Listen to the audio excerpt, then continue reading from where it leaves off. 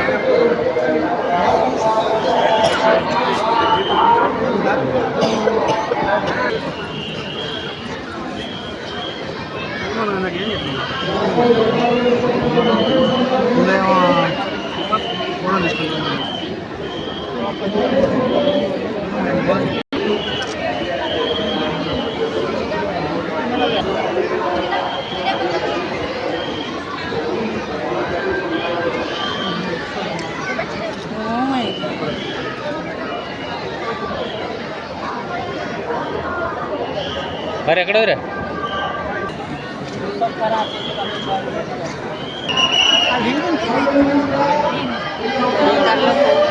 ಎಲ್ಲ ನಡೆಯೋದ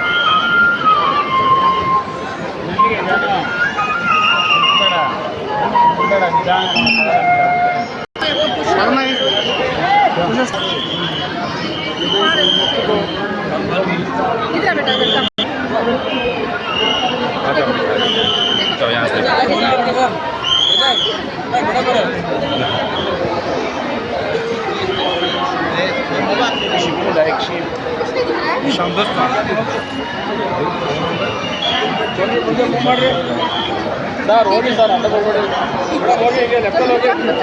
ಇವರೇ ಮುಂದೆ ಹೋಗ್ರಿ.